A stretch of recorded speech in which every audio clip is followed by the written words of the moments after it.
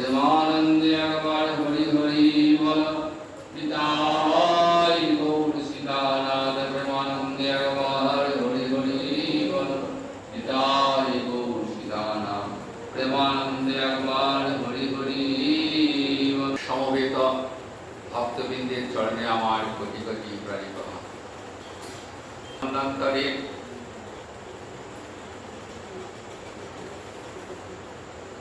অষ্টাবিংশতি দাপরে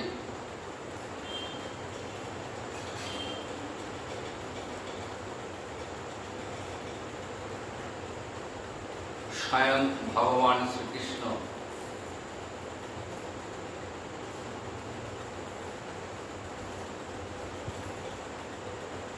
দেবকী গর্ভকে আশ্রয় করে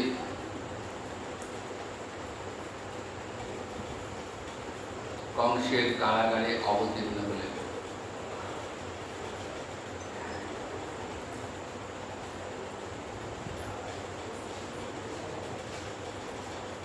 ভগবানের এই অবতরণ লীলাকে তথা আবির্ভাব লীলাকে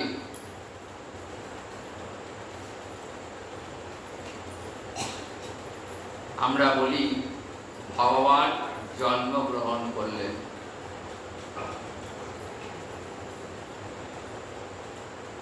ভাদ্র মাসের কৃষ্ণপক্ষের অষ্টমী তিথি ভগবান শ্রীকৃষ্ণের আবির্ভাব তিথি। তাই এই দিনটিকে সনাতন ধর্মের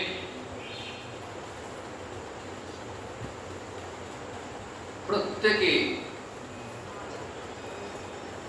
অত্যন্ত শ্রদ্ধার সঙ্গে পালন করে থাকেন।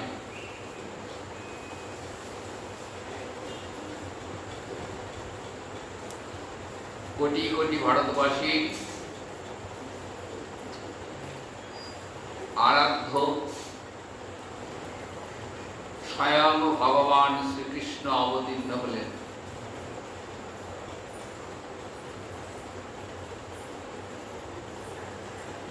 দেবকীর গর্ভকে আশ্রয় করে অবতীর্ণ হলেন ঠিক কথায়, কিন্তু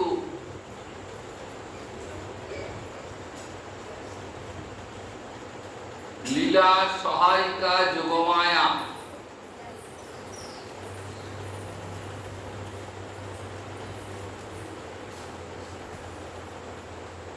গোবিন্দে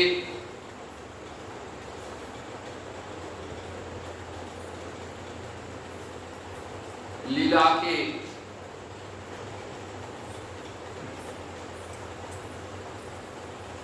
জগতের জীবের কাছে প্রকাশ করবার জন্যই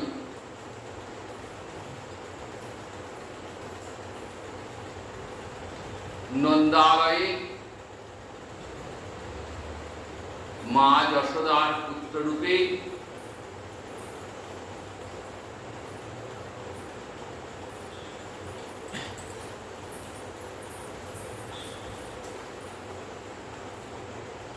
নিয়ে এলেন।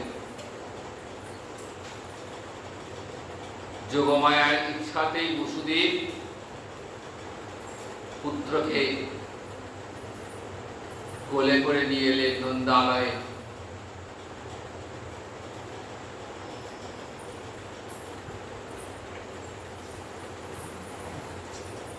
মা যশোদা পিতানন্দে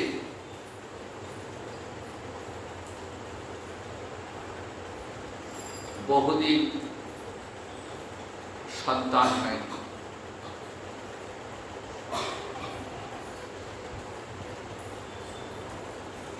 সন্তান লাভের জন্য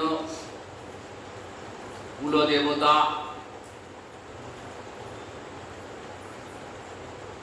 নারায়ণের কাছে কত তপস্যা করেছেন।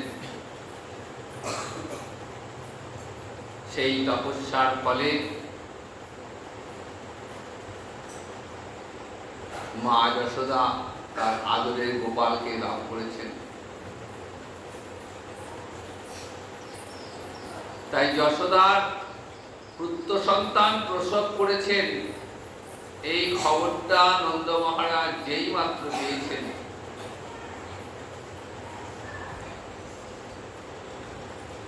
নন্দের আজ আনন্দের সীমা নাই।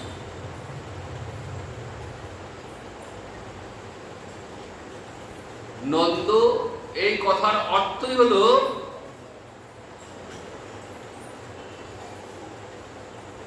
যিনি আনন্দ দান করেন,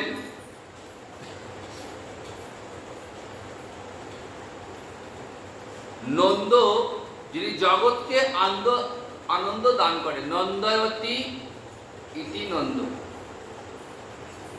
যিনি জগৎকে আনন্দ দান করেন তিনি হলেন নন্দ। তা সেই নন্দ ভবনে আজ আনন্দের সীমা নেই। তাদের বহুদিনের বাসনা আজ পূর্ণ হয়েছে।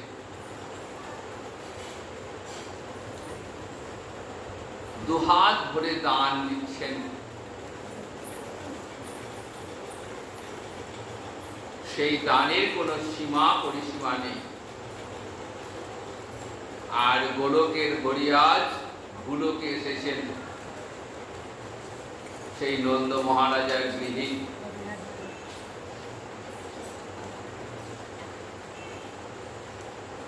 তাই মা লক্ষ্মী যেন আজ সুপ্রসন্না, ব্রজ আজ সমৃদ্ধশালী।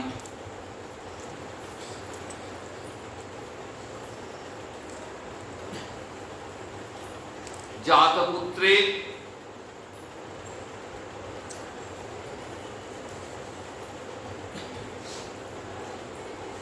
সংস্কার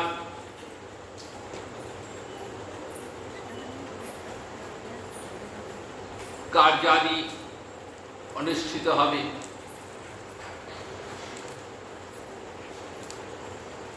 ব্রজের সমস্ত গোপ গোপীরা এই আনন্দের সংবাদ পেয়ে ছুটতে ছুটতে এসেছে।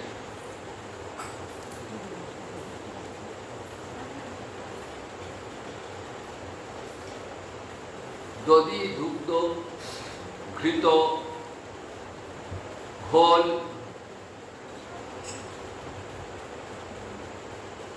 সকলে নিয়ে আজ উপস্থিত হয়েছেন। তেল হলুদ দিয়ে ভগবানের অভিষেক, সকলে আশীর্বাদ করছেন পুত্রকে চিরজীবী হও। এত আনন্দ গোপ গোপীদের যে সেই আনন্দে তারা নৃত্য গীত করতে শুরু করেছেন। আর মা যশোদার অঙ্গনে দধি, দুগ্ধ, ঘৃত, গোল সব শেখাচ্ছেন আর নৃত্য করছেন। পুত্র লাভের আনন্দে মুক্ত হস্তে দান করছেন। স্বয়ং বৈকুণ্ঠেশ্বরী লক্ষ্মী দেবী যেন আজ নেমে এসছেন। তাই ব্রজে আজ আনন্দের সীমা নাই।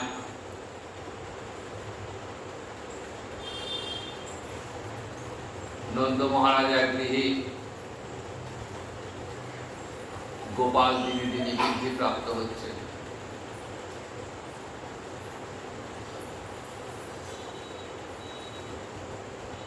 যখন 6 দিন বয়স,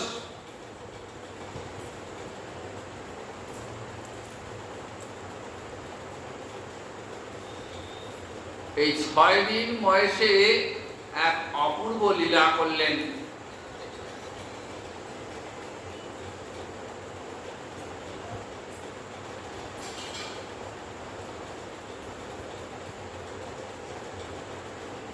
কংস যেদিন থেকে শুনেছেন যে তার হত্যাকারী অন্য কোথাও জন্মেছে,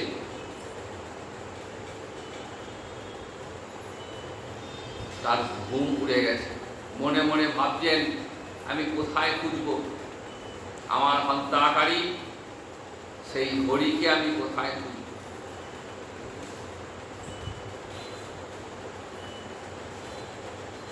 কংস তার মন্ত্রী পরিষদকে নিয়ে আলোচনায় বসেছেন।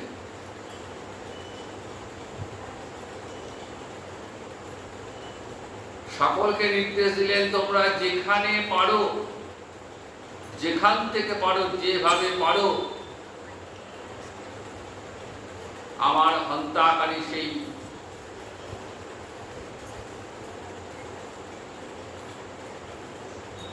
শ্রীহরিকে খুঁজে বার করো। পুতনা থেকে শুরু করে অগাসুর, বকাসুর, চানুর, প্রলম্বাসুর সবাই বেরিয়ে পড়েছে। কংস নির্দেশ দিলেন, ব্রজে যত বালক রয়েছে, বালিকা রয়েছে, এক ঘাট থেকে সব হত্যা করো।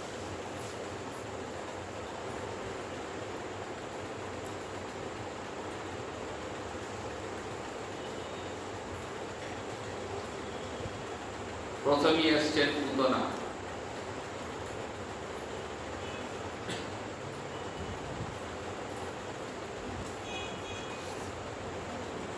পুতনা যার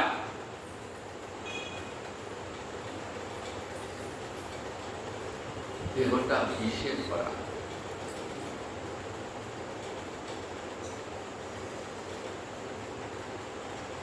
স্তনবৃত্তে কালকুট মিশিয়ে নিয়েছেন বিষ।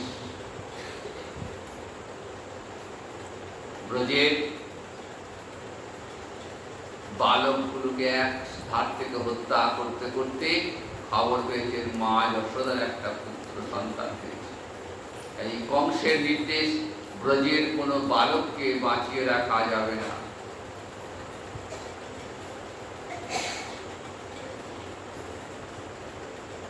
কেমন করে এলেন?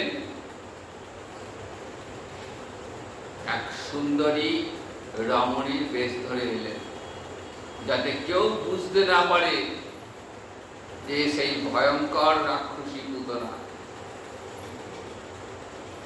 এমন ছদ্মবেশ ধারণ করেছেন, মা যশোদার অন্তরে একবারের জন্য সন্দেহ হয়নি।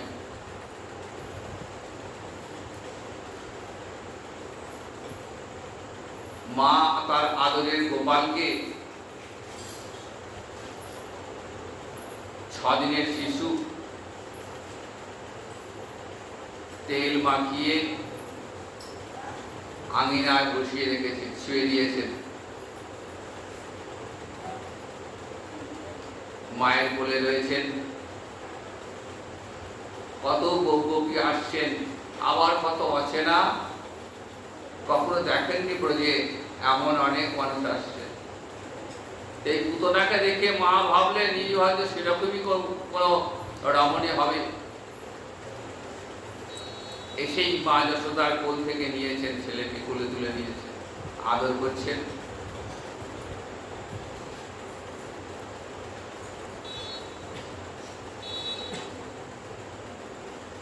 মায়ের অন্তরে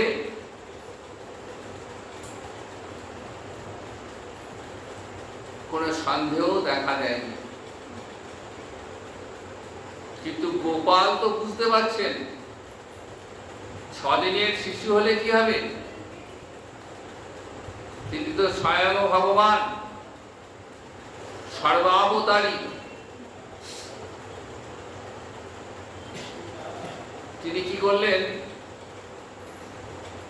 চোখটা বুঝেছেন, যেই কোলে নিয়েছেন না, চোখটা বন্ধ করে দিয়েছেন। শিশুদের এমনই স্বভাব, অচেনা কাউকে দেখলেই একটু ভয় পেয়ে চোখটা বন্ধ করে দেয়।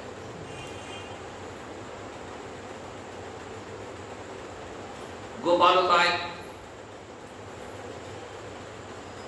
চোখটা মুদ্রিত করেছেন। এই চোখ মুদ্রিত করার ব্যাখ্যা দিলেন সনাতন গোস্বামী পাদ।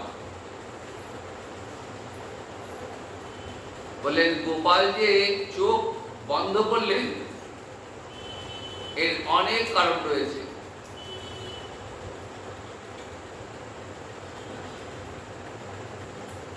তার মধ্যে দুই একটি কারণ বলি। প্রথমত, বাচ্চারা, ছোট শিশুরা অপরিচিত কাউকে দেখলেই চোখটা বন্ধ করে রাখে, ভয় পায়।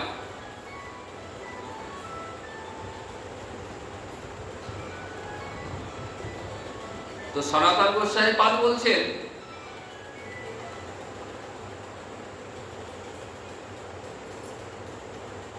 যাকে দেখলে জগতের সমস্ত ভয় ছুটে পালায়, ডাকিনী, যোগিনী, প্রেত, পিশাচ, এমনকি মৃত্যু দেবতা যম পর্যন্ত ছুটে পালায়, সেই ভয়হারী ভগবান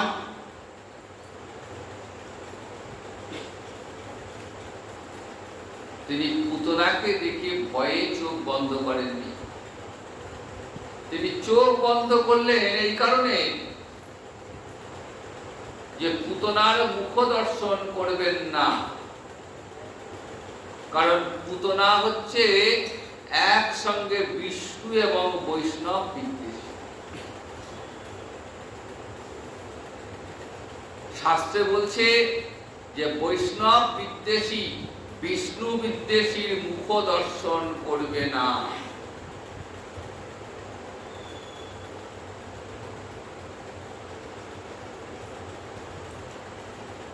তাই ভগবান পুতনার মুখ দেখবেন। আর একটা কারণ,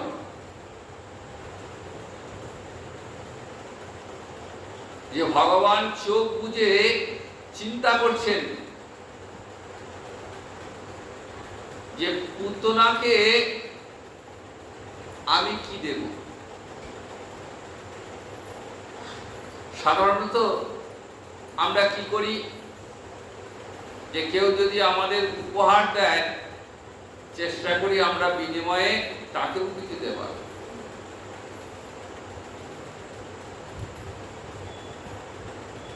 তো পুতনা মা কমলার বেশ ধরে এসছেন, মায়ের বেশ ধরে এসছেন, তো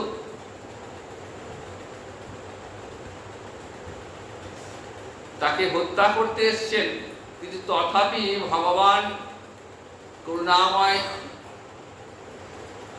ভগবান ভাবছেন যে পুতনা আমাকে বিষ দিলেও সে তো মায়ের রূপ ধরে এসছে, তাহলে আমাকেও কিছু দিতে হবে। তা কি দেব? তাই ভগবান চোখ দুটি মুদ্রিত করে চিন্তা করছেন যে পুতনাকে আমি কি দেব। এরকম আরো অনেক ব্যাখ্যা সনাতন গোস্বামী পাদ দিয়েছেন।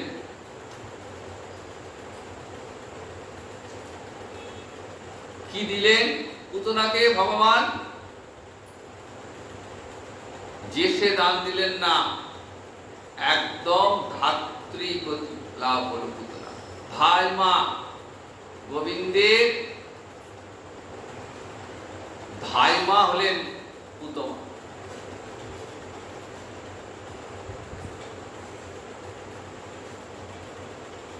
গোলকে কিলিম্বিকা নামে ভাই মা রূপে সেখানে নিত্য লীলা চলছে।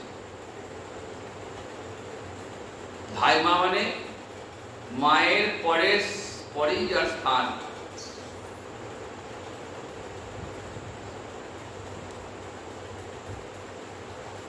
সন্তান মাতৃগর্ভ থেকে ভূমিষ্ঠ হওয়ার পর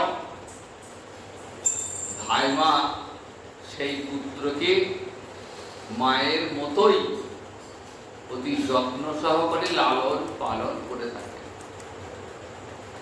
কাজে পুতনা সেই পুরস্কারটা পেলেন ভগবানের কাছ থেকে, যে গোবিন্দের ধাইমা রূপে তার দেখাশোনার দায়িত্ব পেলেন। এর থেকে বড় উপহার আর কিছুই হতে পারে।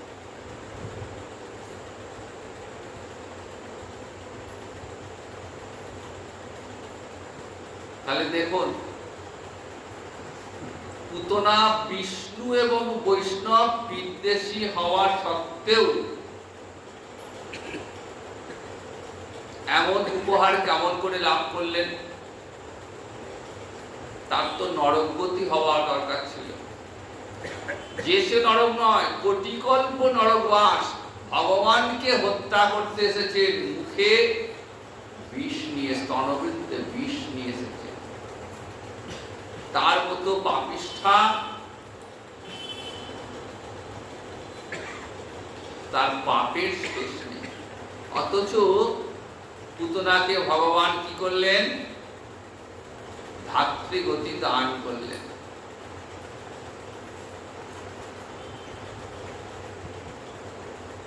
তাহলে পুতনা কেন এমন উপহার পেলেন? এই পুতনা কে ছিলেন? এই পুতনা ছিলেন পূর্বকল্পে বৃন্দাবনী। পুরাণ অনুসারে আমরা জানি, যখন ভগবান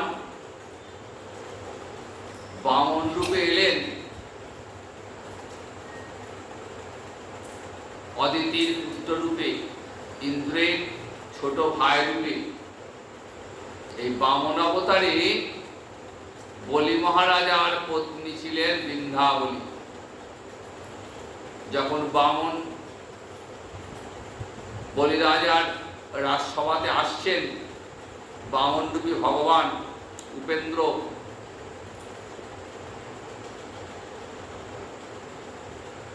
ছোট্ট খাট্ট এক বালক, তার অদ্ভুত রূপ দর্শন করে বৃন্দাবনী চমৎকৃত হয়েছিলেন। মনে মনে ভেবেছিলেন যদি আমার এমন একখানা পুত্র হতো। তো ভগবান অন্তর্যামী, জীবের অন্তরের ভাব তিনি বুঝতে পারেন। আবার এই বৃন্দাবনী যখন বলি মহারাজকে নাগ পাশে বন্ধন করেছিলেন, দান দিতে না পারার কারণে, তখন মনে মনে ভেবেছিলেন যে এমন পুত্র আমার দরকার নেই, এমন পুত্রকে বিষ দিয়ে মেরে ফেলাই দরকার। তো ভগবান বৃন্দাবনীর ওই দুটো মনের বাসনায় পূর্ণ করলেন।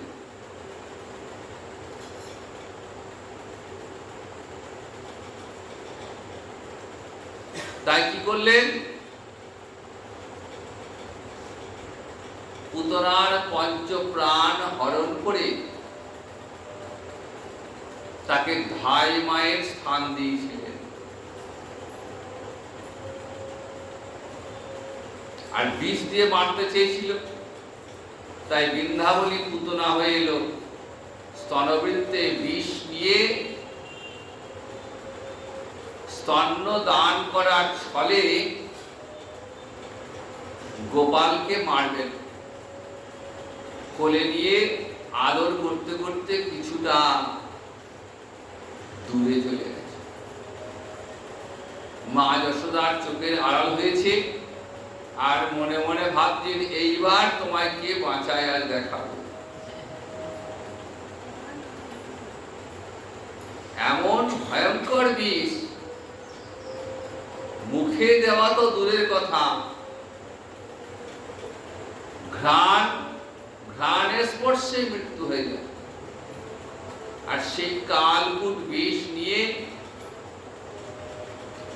গোপালকে দুগ্ধপানের ছলে স্তন্য পান করাচ্ছে। 6 দিনের শিশু, তখন দাঁত পর্যন্ত বেরোয়নি, নরম মাড়ি দিয়ে গোপাল দুগ্ধ পান করছে। অনেকক্ষণ ধরে দুগ্ধ পান করছেন। আর পুতনা ভাবছে যে কি ব্যাপার, মুখে দেওয়া মাত্রই তো মৃত্যু হয়ে যাওয়া দরকার।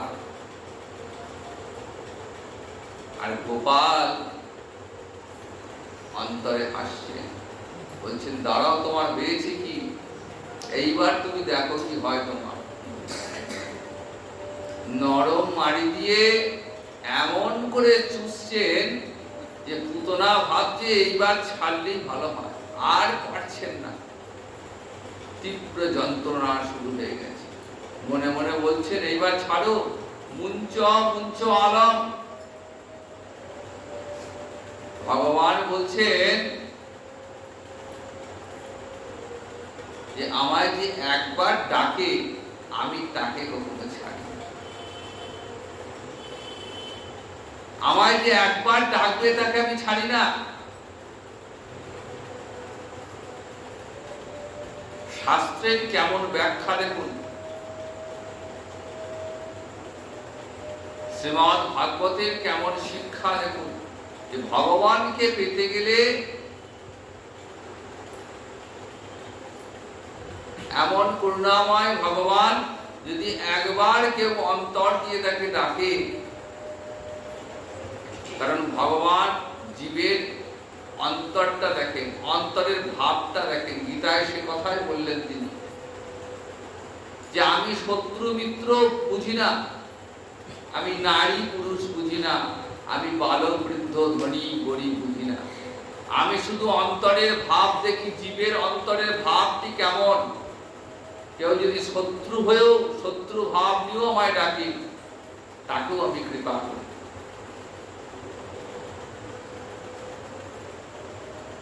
কারণ ভগবান হলেন নিরাবরণ ব্রহ্ম।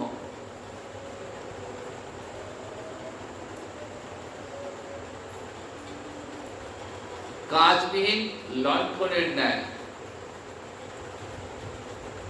কাজবিহীন লণ্ঠনে যেই হাত দেবে তার হাত খুলে দেবে, সে বৃদ্ধই হোক বা শিশুই হোক।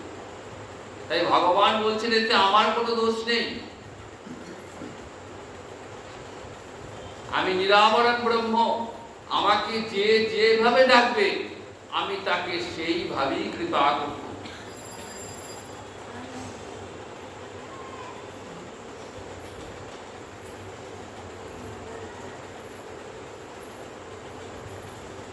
তাই গোপাল এমন ভাবে স্তনশোষণ করতে লাগলেন যে পুতনা আর নিজেকে রক্ষা করতে পারলেন। ভয়ঙ্কর শব্দ করে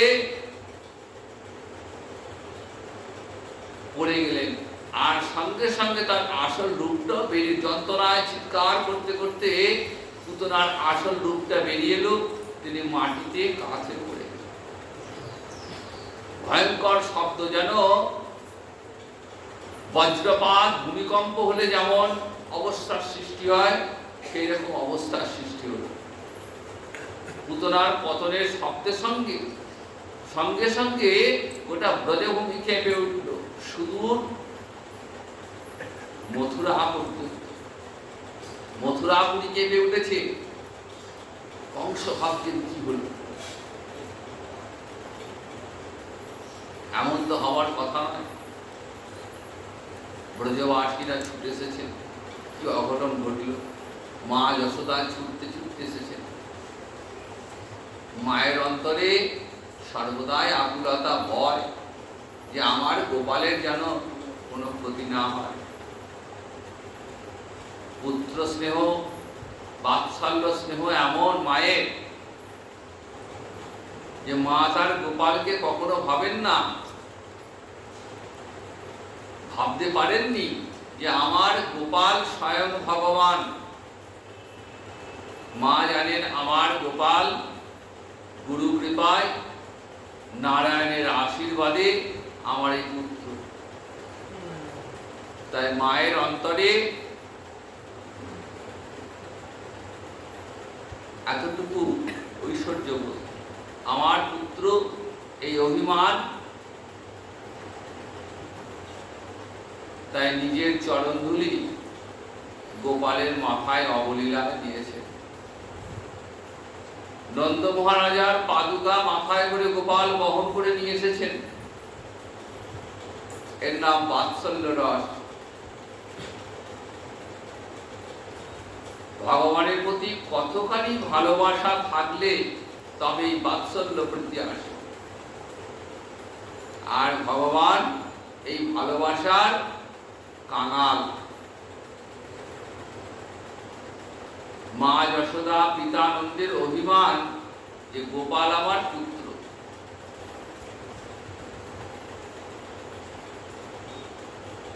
তাই পিতানন্দ মা যশোদা ভগবানের নিত্য পিতা নিত্য মাতা। ভগবান তো অজ, ভগবানের জন্ম বলে কিছু হয় না। কারণ এই বিশ্ব ব্রহ্মাণ্ডে, অনন্ত কোটি ব্রহ্মাণ্ডের নিয়ন্ত্রক তিনি এক, তিনি অদ্বিতীয়। তার আর দ্বিতীয় বলে কেউ নেই। তাই ভক্তের অন্তরে বাঞ্ছা পূর্ণ করবার জন্যই তিনি কখনো পুত্র রূপে, কখনো সখা রূপে, কখনো প্রাণকান্তা রূপে অবতীর্ণ হন। জগতের জীবকে শিক্ষা দেবার জন্যই ভগবানের এই লীলা। যে দেখো, আমাকে পেতে গেলে আমাকে ভালোবাসতে হবে। আমি ভালোবাসার কাঙাল, আমার কাছে সব আছে।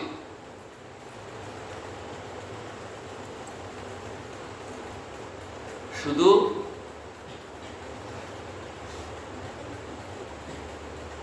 ভক্তি করে একটু ভালোবাসা, আমাকে যে ভক্তির সঙ্গে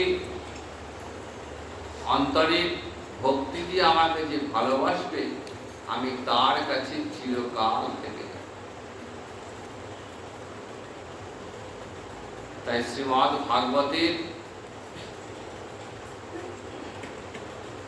মধ্য দিয়ে জগতের জীবকে ভগবান শিক্ষা দান করেছেন। এই লীলাগুলো এক একটা শিক্ষার পরিচয়, যে কেমন করে ভগবানকে ভালোবাসতে হয়।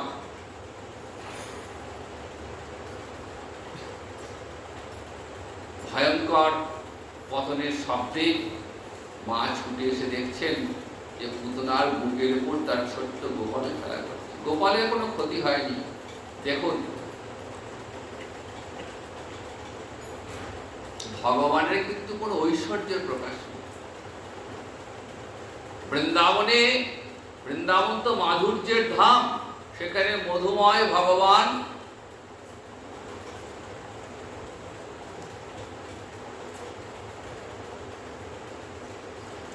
সেখানে ঐশ্বর্যের কোনো স্থান নেই।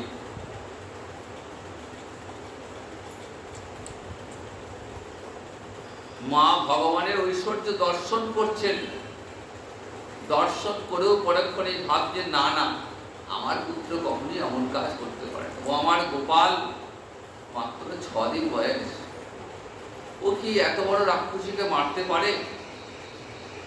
এ নিশ্চয়ই আমার কুলদেবতা নারায়ণের কৃপা, গুরুদেবের আশীর্বাদ ছাড়া আমার পুত্রকে এই ভয়ঙ্কর রাক্ষসীর হাত থেকে বাঁচানোর ক্ষমতা কারণে। তাই বারবার গুরুদেবতাকে প্রণাম করছেন, গুরুদেবকে স্মরণ করছেন, মনে মনে ভাবছেন যে আমার গোপালের কোনো ক্ষতি হয়নি তো। তাই গোপাল মায়ের কাছে কখনোই নিজের ঐশ্বর্যকে প্রকাশ করতে পারেননি।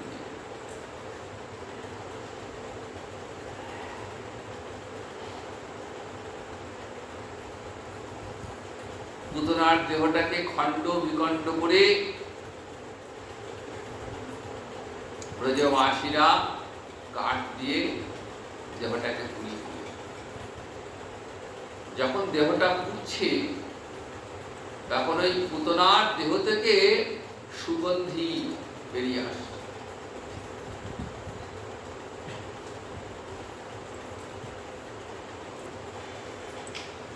কেন সুগন্ধি আসছে এর ব্যাখ্যা দিলেন ভাগবতের টিকাকার। বলছেন, পুতনার রাক্ষসী হলেও পুতনার দেহটা ভগবানের স্পর্শ লাভ করেছে, স্বয়ং ভগবান শ্রীহরি স্পর্শে পুতনার যত পাপ ছিল সমস্ত পাপ স্খলন হয়ে গেছে। তাই পুতনার শরীরটা আর পাপের শরীর নয়, ভগবানের স্পর্শে পুতনার শরীর থেকে সুগন্ধি চন্দনের সুঘ্রাণ আসছে।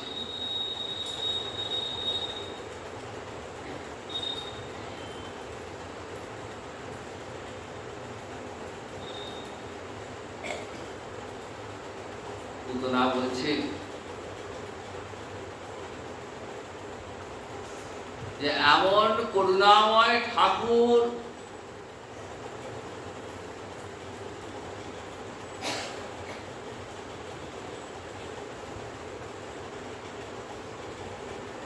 যে আমি বিষ দিতে গিয়েছিলাম আর আমাকে অমৃত দান করল। এমন করুণাময় ভগবান জগতে আর আছে? তাই যদি ভজন যদি করতে হয়, ভজতে যদি হয়, তাহলে একমাত্র শ্রীকৃষ্ণকেই ভজন করো। পুতনা স্বীকার করলেন যে আমি স্তনবৃন্তে বিষ মিশিয়ে নিয়ে গেছিলাম, আর সেই ভগবান শ্রীহরি আমাকে অমৃত দান করলেন।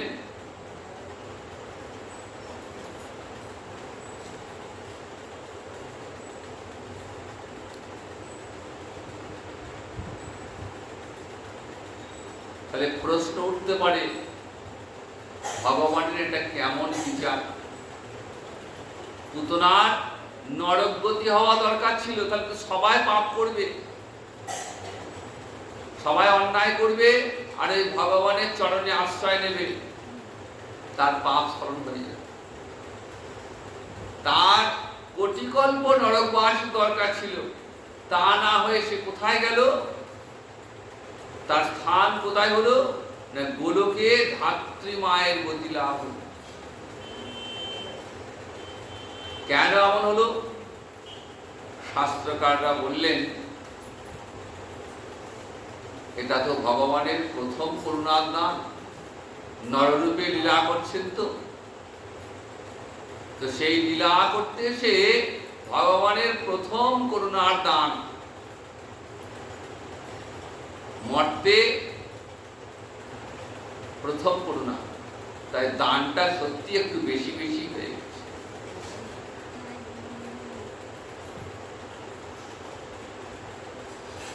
কেন হলো?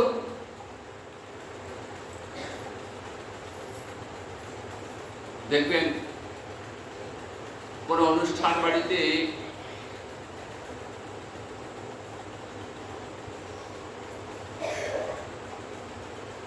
যারা উপস্থিত আমন্ত্রিত জনেরা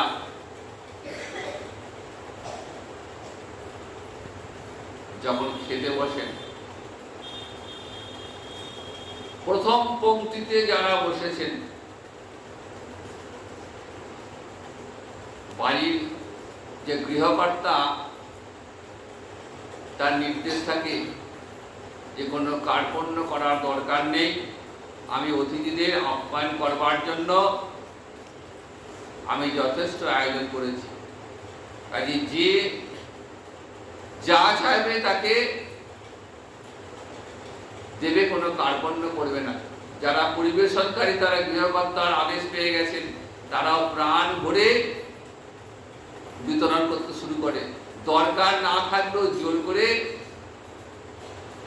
দিয়ে দেয়। আবার যদি নিজের পরিচিত কাউকে পেয়ে গেল তো কথায় নেই।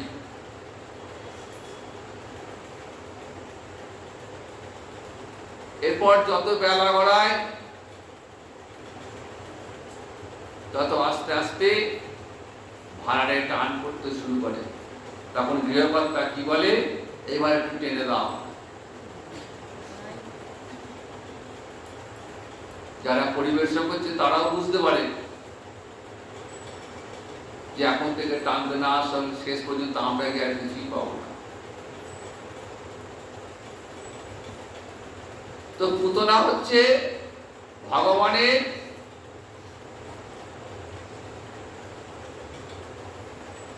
গৃহে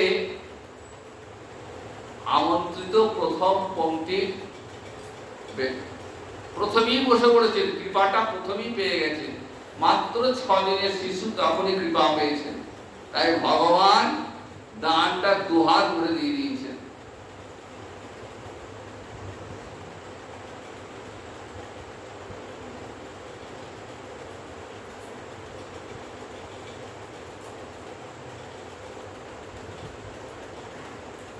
তাই পুতনার কৃপার শেষ নেই।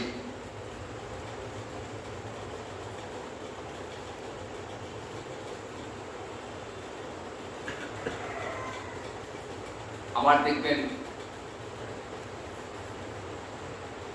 অনেক বাড়িতে নিমন্ত্রিত কোন অনুষ্ঠান বাড়িতে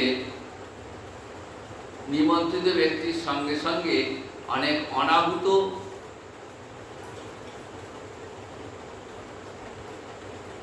মানুষও এসে পড়েন। নিমন্ত্রণ করেনি, কিন্তু আশা নিয়ে আসে যে যদি শেষ বেলায় কিছু পায়।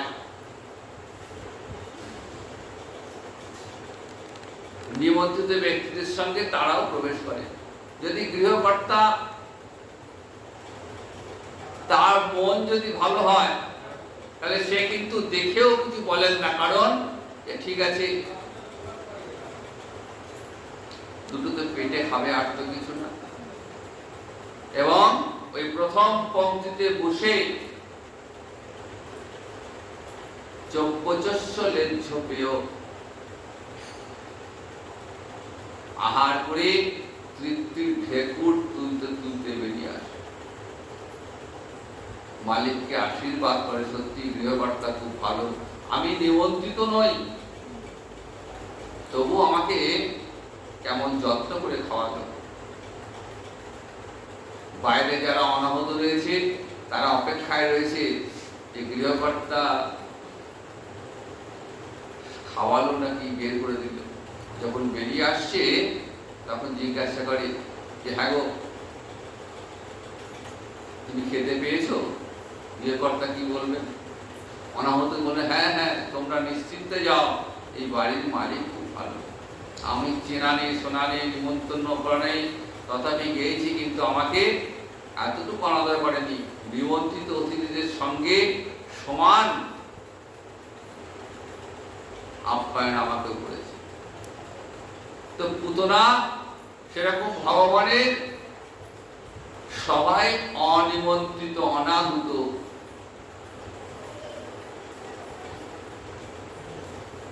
পুতনার কৃপা পাবার কথা নয়, কিন্তু ভগবানের এমন করুণা, সেই করুণার সবাই পুতনা অনিমন্ত্রিত রূপে ঢুকে পড়েছে। তাই পুতনা বলছেন কিংবা দয়ালু শরণং ব্রজেৎ, এমন কৃপাময় দয়ালু করুণাময় ভগবান জগতে আর আছে? আমার তো এরকম কৃপা পাওয়ার কথাই নয়।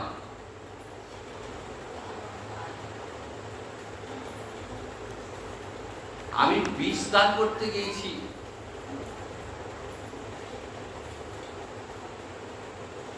আমার তো নরকগতি হওয়া দরকার, কিন্তু এমন করুণাময় ভগবান আমাকে নরকে না পাঠিয়ে একেবারে ধাত্রী মায়ের সম্মান দান করেছেন। এমন করুণাময় ভগবান জগতে আর দ্বিতীয় আছে?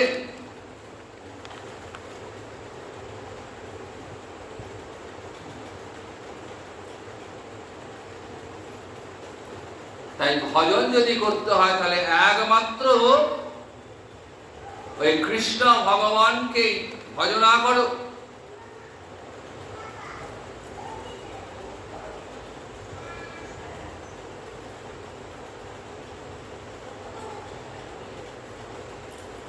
এই পুতনামক্ষর লীলা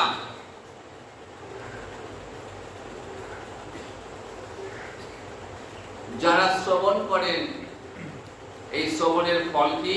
সুখদেব বলছেন এই পুতনামক্ষর লীলা শ্রবণ করলে কি হয়? পুতনামক্ষম কৃষ্ণস্য অর্ভকম অদ্ভুতম শ্রেণীবাদ সত্য হয়ে আমর্ত গোবিন্দী লভদরতি, যারা শ্রদ্ধার সঙ্গে এই পুতনামক্ষর লীলা শ্রবণ করেন তারা গোবিন্দ পাদপদ্মে রতি লাভ করে থাকে।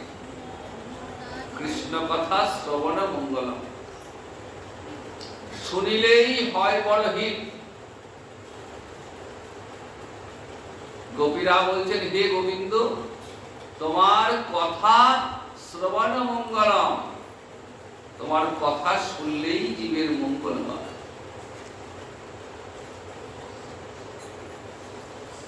তাই পুতনামক্ষর লীলা শ্রবণ মানেই কৃষ্ণ কথা আস্বাদন করা। আর এই কৃষ্ণ কথা শ্রবণ করলে কি হয়? কৃষ্ণ চরণে অচলা ভক্তি লাভ হয়।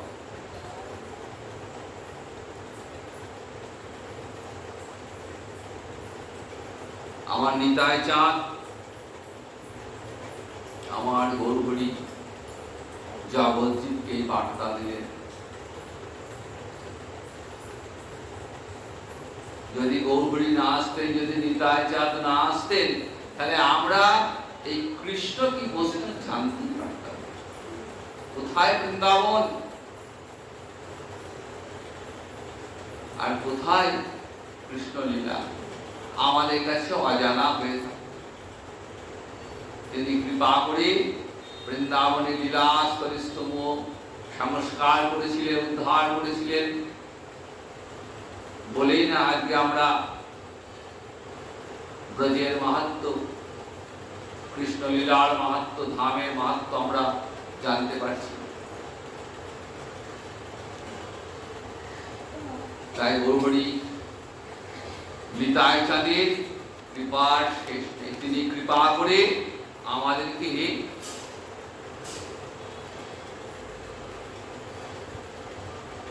এমন প্রেম দান করেছেন। ভক্ত সঙ্গে বসে, সাধু সঙ্গে বসে হরিকথা শ্রবণ, এই মহাদানী মহাপ্রভু দান, কলিযুগে মহাপ্রভু সবথেকে বড় দান। সেই নিতাই চাঁদ গৌরহরির চরণে কোটি কোটি প্রণাম জানিয়ে আজ এখানে ভাগবতী কথা বিশ্রাম নিচ্ছি। জয় নিতাই, জয় জয় রাধে কৃষ্ণ গোবিন্দ, জয় জয় রাধে